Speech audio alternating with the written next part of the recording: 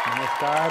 તમારી ચુસ્તી, સ્ફૂર્તિ અને તંદુરસ્તી માટે હંમેશા હાજર છે health campus YouTube video channel. જી હા દોસ્તો, તમે જોવાનું શરૂ કરી દીધું છે health campus YouTube video channel અને હું છું તમારો દોસ્ત દીપ્તેશ રાવલ. સૌથી પ્રથમ તો દોસ્તો તમારો ખૂબ ખૂબ ધન્યવાદ. તમે મને ખૂબ સપોર્ટ આપ્યો છે, ખૂબ પ્રેમ કર્યો, ખૂબ જ ઓછા ટાઈમમાં ખૂબ જ વધારે વ્યુઅરશિપ આપીને મને સફળતાપૂર્વક આગળ વધવા મદદ કરી. એ બદલ ખૂબ ખૂબ ધન્યવાદ, ખૂબ આભાર. દોસ્તો, health campus YouTube video channel ઉપર તમારા હેલ્થને લગતી ખૂબ જ અગત્યની માહિતી આપવામાં આવે છે. એના સિવાય જો અમુક ભ્રમ હોય તો એ ભ્રમ તોડવાની કોશિશ કરવામાં આવે છે અને કોઈ તમને છેતરી ના જાય વિવિધ દવાઓ કે સારવારોના બહાને એની પણ તમને ચેતવણી આપવામાં આવે છે. એટલે તમને ખાસ વિનંતી કે જો તમે આપણા ચેનલ ઉપર નવા હોય અને જો ચેનલને સબસ્ક્રાઈબ ના કરેલી હોય તો અત્યારે જ કરી લો. નીચે આપેલું સબસ્ક્રાઈબનું બટન દબાવો અને એની બાજુમાં આપેલું બેલ આઇકનનું બટન પણ દબાવો કે જેથી તમને નવા વિડીયોનું નોટિફિકેશન તરત જ મળી જાય અને તમે કોઈ અગત્યની માહિતી ચૂકી ના જાઓ. દોસ્તો, અત્યાર સુધી આપણે ડાયાબિટીસની જે અઢળક માહિતી આપી અને અનેક વિડીયો રજૂ કર્યા, એની ઉપરથી આપણને હવે એ જાણવા મળ્યું છે કે ડાયાબિટીસને જે કંટ્રોલમાં રાખવું હોય તો ડાયાબિટીસને સમજવો અને એને સમજીને આપણું ડાયટ નક્કી કરવું એ ખૂબ જ જરૂરી છે. દોસ્તો, આપણે જાણ્યું છે કે આપણે જે પણ ખાદ્ય પદાર્થો ખાઈએ, આપણા તમામ ખાધેલા પદાર્થોનું આપણા આંતરડામાં છેવટે ગ્લુકોઝમાં પરિવર્તન થાય અને એ ગ્લુકોઝનું શોષણ આપણા લોહીની અંદર થાય આંતરડામાંથી અને લોહી દ્વારા એ ગ્લુકોઝ આપણા શરીરમાં વિવિધ કોષને મળે અને એ કોષને કાર્ય કરવા માટેની શક્તિ મળે અને આ વ્યવસ્થાથી જ આપણું બધું સમગ્ર તંત્ર કામ કરે છે. આપણી આંખો, આપણા નાક, કાન, આપણું હૃદય, મગજ, આપણું પ્રજનન તંત્ર, આપણું ઉત્સર્જન તંત્ર, આપણા હાથ, પગ બધું જ આ મિકેનિઝમથી જ કામ કરે છે અને એ દરેકને દરેક કોષને જે ગ્લુકોઝ પહોંચાડવાનું કામ આપણું લોહી કરે છે. હવે આપણું લોહી જ્યારે ગ્લુકોઝને કેરી કરી જાય પરંતુ એ ગ્લુકોઝ કોષમાં સીધો ઉપયોગ થઈ શકતો નથી. એટલે કે કોષમાં એ ગ્લુકોઝનો ઉપયોગ કરવા માટે એક ઉત્સેચકની જરૂર પડે છે. હવે એ ઉત્સેચકનું નામ છે ઇન્સ્યુલિન. હવે આ જે ઇન્સ્યુલિન છે એ આપણા પેન્ક્રિયાસ નામની જે ગ્રંથિ છે એની અંદર ઉત્પન્ન થાય છે.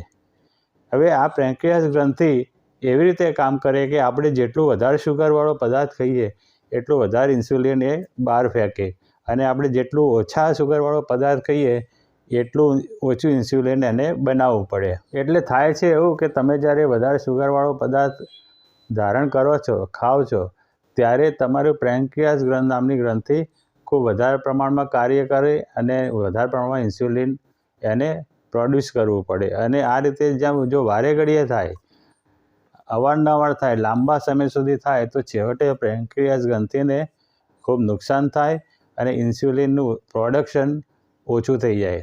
બીજી બાજુ નુકસાન એ થાય છે કે આપણે જ્યારે વધારે શુગરવાળા પદાર્થો ખાધે જઈએ,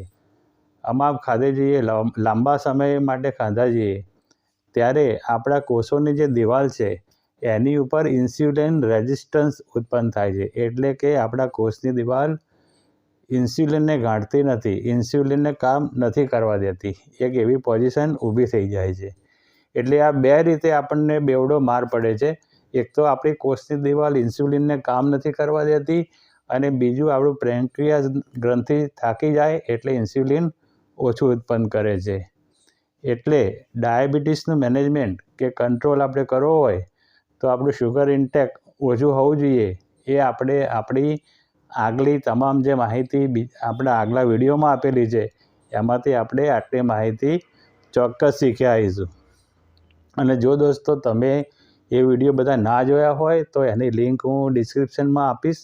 એ તમે ડિસ્ક્રિપ્શનમાંથી લિંકને ક્લિક કરીને જોઈ શકશો. હવે દોસ્તો, ડાયાબિટીસ ઉપર જે આપણે આટલી હકીકતોને ધ્યાનમાં રાખી અને આપણું આટલું નોલેજ આપણે મેળવ્યું છે, એ નોલેજના પરિપ્રેક્ષમાં આજે એક જબરજસ્ત ફ્રૂટ વિશે તમારા સાથે વાત કરવી છે. આ ફ્રૂટ એવું છે કે તમારા ડાયાબિટીસના મેનેજમેન્ટમાં ખૂબ સરસ રીતે મદદ કરે છે અને એના વિવિધ ગુણધર્મો એવા છે કે એ તમને ચારે બાજુથી ડાયાબિટીસના મેનેજમેન્ટમાં મદદ કરી શકે છે. દોસ્તો આમ એવું કહેવાય કે ફ્રૂટ બધા ગળ્યા હોય છે એટલે ઓછા ખાવા જોઈએ કે ના ખવાય, પરંતુ આ એક ફ્રૂટ એવું છે જે તમે ડાયાબિટીસના મેનેજમેન્ટનો ઉપયોગ કરશો તો એનું ખૂબ સારું રિઝલ્ટ તમને મળશે. હા દોસ્તો, એ ફ્રૂટ છે બીજું કોઈ નહીં પરંતુ સાર્વત્રિક મળતું પપૈયું. જી હા દોસ્તો, આપણા જોડે સરળતાથી ઉપલબ્ધ અને સાર્વત્રિક રીતે અવેલેબલ આ પપૈયું એ ખૂબ જ ઉપયોગી છે ડાયાબિટીસના મેનેજમેન્ટ માટે. તો ચલો આપણે જોઈએ કે પપૈયું આપણને કેવી રીતે મદદ કરે છે ડાયાબિટીસના મેનેજમેન્ટ માટે.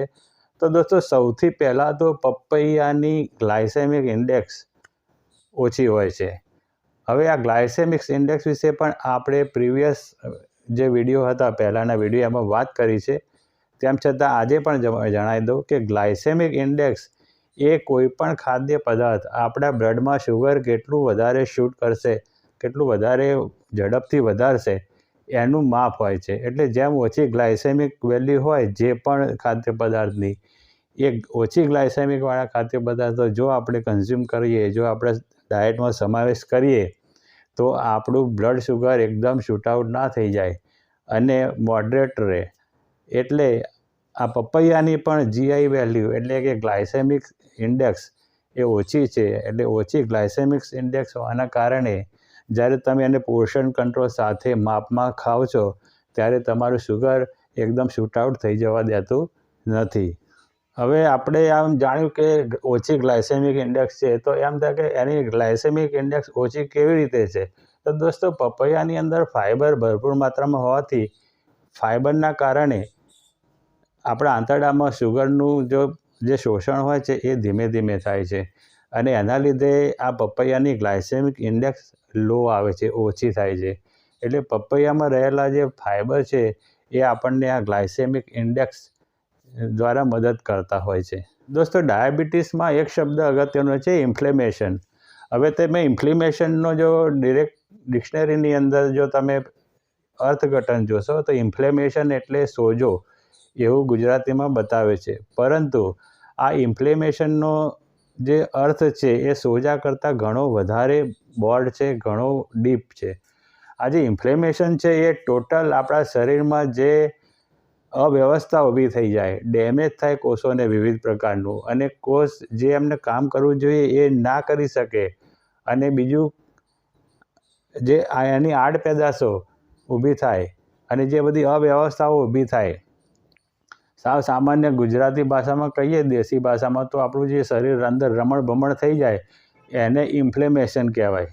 એટલે ઇન્ફ્લેમેશન એટલે ખાલી સોજો નહીં, પરંતુ ઇન્ફ્લેમેશન એટલે આ ટોટલ રમણ ભમણ થવું એ કહેવાય. હવે આ જે આપણા શરીરની વાટ લાગી જતી હોય છે, રમણ ભમણ થઈ જતું હોય છે, એને આ પપૈયું એ ખૂબ જ સારી રીતે મદદ કરી શકે છે, એને પાછું સારું કરી શકે છે. કેમ કે પપૈયાની અંદર એન્ટીઓક્સિડન્ટ તત્વો રહેલા છે.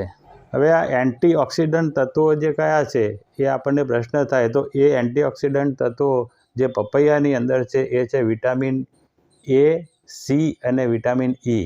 આ ત્રણેય વિટામિન્સ એન્ટીઓક્સિડન્ટ હોય છે અને એ તમારા કોષને થતું નુકસાન હોય એને રિપેર કરે છે અથવા થવા દેતું નથી, અને ડાયાબિટીસની અસરો જે સમગ્ર શરીર ઉપર થતી હોય છે એને ખૂબ જ ઓછી કરી આપે છે, અને રિવર્સ પણ કરી શકે. જો તમે વ્યવસ્થિત રીતે બધું મેનેજમેન્ટ કરો તો તમારા કોષને થતું ડેમેજ રિવર્સ પણ કરી શકે છે. એટલે પપૈયામાં રહેલા વિટામિન્સ આપણા શરીર માટે અમૃતનો ફાળો ભજવે છે. પપૈયાનો આ ગુણધર્મ એન્ટી ઇન્ફ્લેમેટરી કહેવાય. એટલે આ ગુણધર્મ આપણા શરીરના જે વિવિધ કોષોને થતું નુકસાન તો અટકાવે જ છે, સાથે સાથે બીજા અનેક કોમ્પ્લિકેશનોને પણ અટકાવે છે. દોસ્તો પપૈયામાં ખૂબ જ ચમત્કારિક અને ખૂબ જ જબરજસ્ત ગુણધર્મવાળો એક એન્ઝાઇમ હોય છે, એનું નામ છે પેપિન. જે આ પેપિન છે એ આપણા હાર્ટ માટે બી સારું છે. એટલે કે ડાયાબિટીસથી આપણા હાર્ટને જે નુકસાન થતું હોય છે, કારણ કે ડાયાબિટીસને હાર્ટનો રોગ એ બંને જોડાયેલા છે, સંકળાયેલા છે, પાછળ હાર્ટનો ડિસીઝ આવે જ. એટલે આ જે પેપિન હોય છે એ આપણા હાર્ટને સ્વસ્થ રાખે છે, મજબૂત રાખવાનું કામ કરે છે. સાથે સાથે આ પેપિન જ આપણું પાચન તંત્ર સુધારે છે. એટલે વિવિધ પદાર્થોનું પાચન સારું થઈ જવાથી આપણે ડાયાબિટીસના મેનેજમેન્ટમાં જબરજસ્ત લાભ કરતું હોય છે. દોસ્તો, આપણે જોયું કે પપૈયાઓ ખૂબ જબરજસ્ત રીતે આપણે ડાયાબિટીસના મેનેજમેન્ટમાં મદદ કરે છે. એની ગ્લાયસેમિક ઇન્ડેક્સ ઓછી હોય છે, એની અંદર એન્ટીઓક્સિડન્ટો રહેલા હોય છે, એ એન્ટી ઇન્ફ્લેમેટરી ગુણધર્મો ધરાવે છે. પપૈયું પાચન સુધારે છે, પપૈયું હાર્ટને પણ મદદ કરે છે, અને પપૈયામાં ભરપૂર માત્રામાં ફાઇબર હોય છે. એટલે ફાઇબર હોવાથી આપણા ડાયજેશનમાં ખૂબ જ સારી અસર થાય અને આપણું શુગરનું ડાયજેશન ધીમે ધીમે થાય. લોહીને શુગર જે એકદમ ના વધી જાય, પણ લોહીને ધીરે ધીરે શુગર મળવાથી શુગર કંટ્રોલમાં રહે. આપણે આ બધા સારા ગુણધર્મો પપૈયાના જોયા. હવે આપણને એમ થાય કે આટલા સારા ગુણધર્મો હશે તો પપૈયું આપણે ભરપેટ ખાઈએ, પરંતુ એવું નથી દોસ્તો. પપૈયું પણ સારું છે, પરંતુ એ પણ માપમાં ખાવું જોઈએ. તમે એનો પોર્શન કંટ્રોલ કરશો, માપમાં ખાશો તો જ એનો બેનિફિટ મળશે. અધરવાઇઝ નહીંતર એનું એમ થશે કે પછી એનાથી શુગર વધી પણ શકે, કારણ કે છેવટે પપૈયામાં પણ ગ્લુકોઝ હોય જ છે. એટલે માપમાં બીજા પદાર્થોની સાથે અને એનું ડાયટ મેનેજમેન્ટ કરીને પપૈયું ખાવું જોઈએ. હવે સામાન્ય રીતે કહીએ તો કોઈપણ ફ્રૂટ જો તમે એકલું ખાઓ તો 150થી 200 ગ્રામ ખાવું જોઈએ, અને જો મિક્સ ફ્રૂટ તમે ખાતા હોય તો એ ટોટલ ફ્રૂટનું વજન 150થી 200 ગ્રામ હોવું જોઈએ. હવે તમારા માટે પ્રિસિઝન અને તમારા માટે ખાસ જો તમારે ડાયટ પ્લાન બનાવવો હોય તો તમે કોઈ નિષ્ણાત ડાયટિશિયનને મળીને અને તમારા રિપોર્ટ્સ બધા રજૂ કરીને સારો તમારા માટેનો ખાસ ડાયટ પ્લાન બનાવી શકાય. તો બસ દોસ્તો, આજે આટલું જ. આજે આપણે પપૈયાના બહુ જબરજસ્ત ગુણધર્મો શીખ્યા, એના વિશે સમજ્યા. હવે બસ આટલું જ. રજા લઉં છું. આપ સૌનો ખૂબ ખૂબ ધન્યવાદ. જય હિન્દ.